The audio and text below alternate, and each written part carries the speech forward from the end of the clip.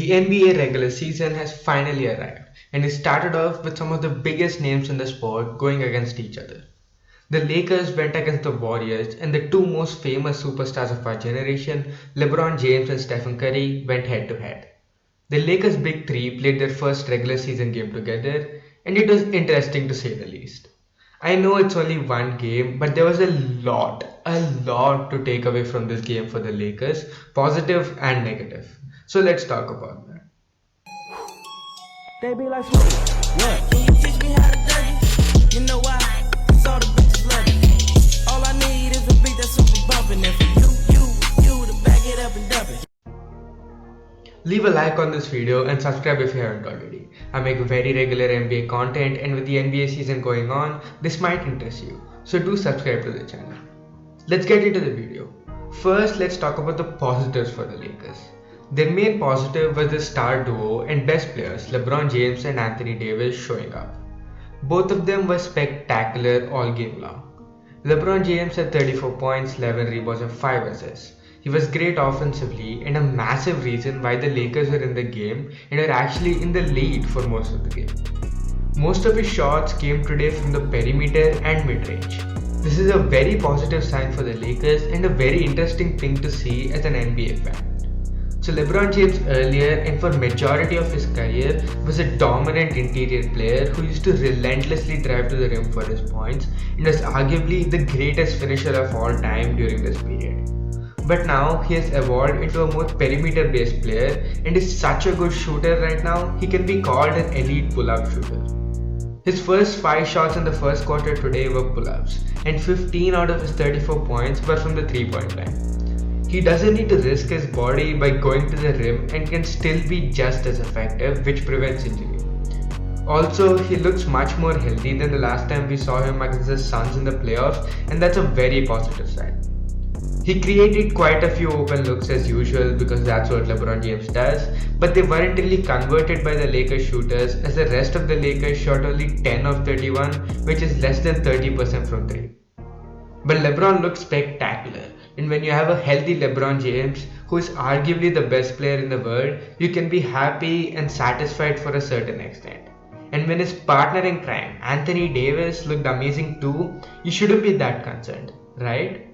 We'll get into that later, but first, let's talk about Anthony Davis. Anthony Davis looks like his 2020 self, a guy who was a top 3 player in the league. He looks very aggressive, and when Anthony Davis is aggressive on offense, he's unstoppable. He punished the Warriors for putting smaller defenders like Andre Iguodala on him and was absolutely dominant on the post. He also showed why he is the greatest off-ball big of all time, playing as a great role man alongside both Rondo and LeBron today. And defensively too, he was just as good.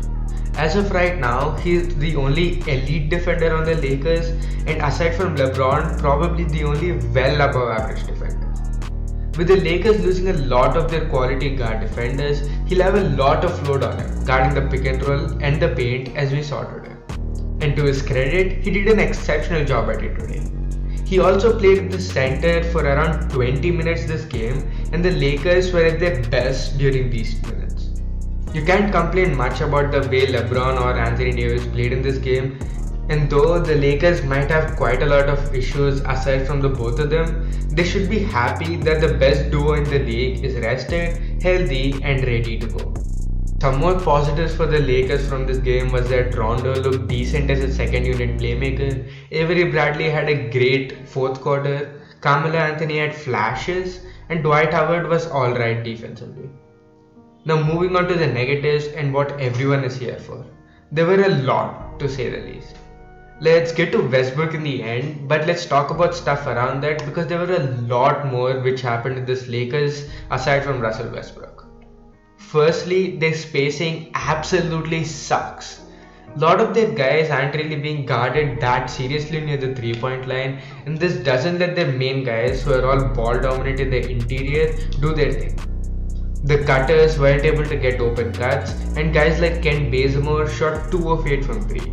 Westbrook and Rondo shot poorly from 3, and guys like Malik Monk and Melo weren't effective enough. And yes, Melo. Carmelo Anthony was getting mid-post isolation touches while being well past his prime and playing alongside 3 other first ballot Hall of Famers. I have just one question about that. Why?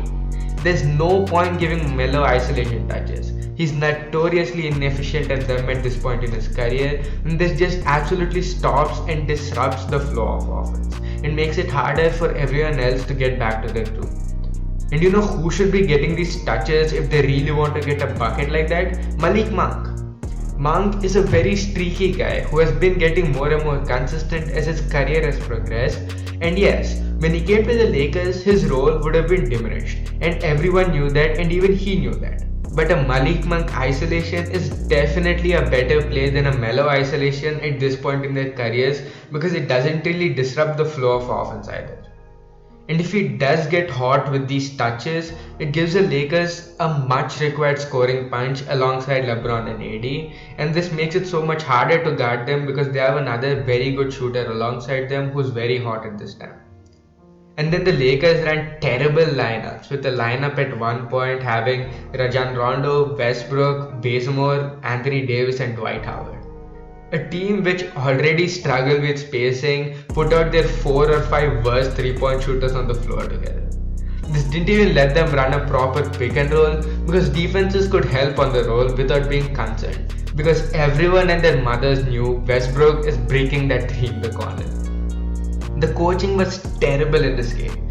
Westbrook, who was one of the greatest pick and roll players in league history, and Anthony Davis, who is the greatest off-ball big man in NBA history, didn't run a single pick and roll together for literally no reason. They played together a lot of this game, and as expected, their fit together is beautiful on paper. But if they can't take advantage of that fit and spam the shit out of that devastating pick and roll, there's no point in them having such a good fit. There were terrible lineups all over the game, just like the one I mentioned before, and overall the coaching was just horseshit all game. And then let's talk about Westbrook. The problem with Westbrook on this team and his fit on his team is he's a redundancy. This is something I said when he got to the Lakers and the Lakers made this trade too. It isn't that Westbrook is a bad player or he's washed, he's far from that. It's just that everything Westbrook does at an elite level and just everything Westbrook does are already present on the Lakers. They have great ball handling, they have great playmaking, and they have great interior presence.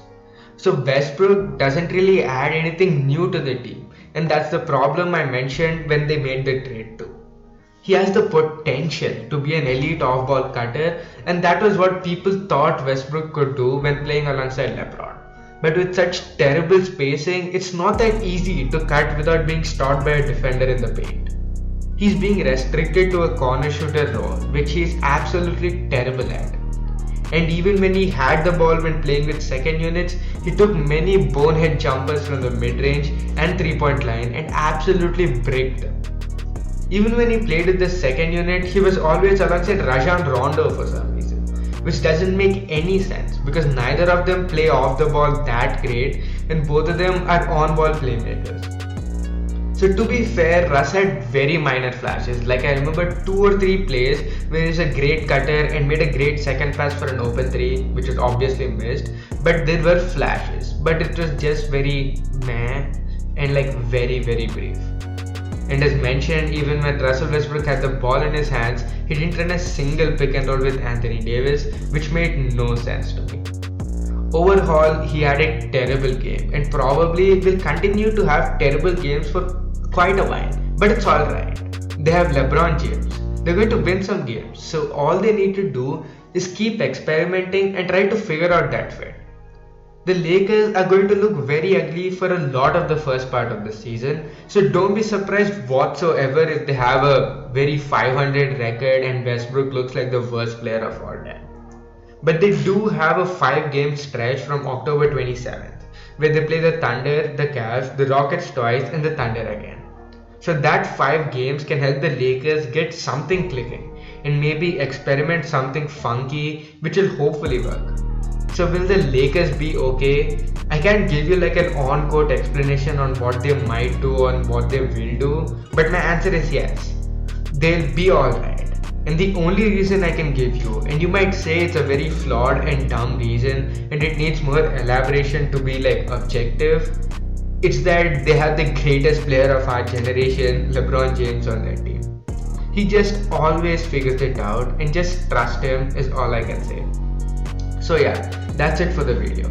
Leave a like on this and subscribe if you haven't already, and be tuned for probably daily NBA content.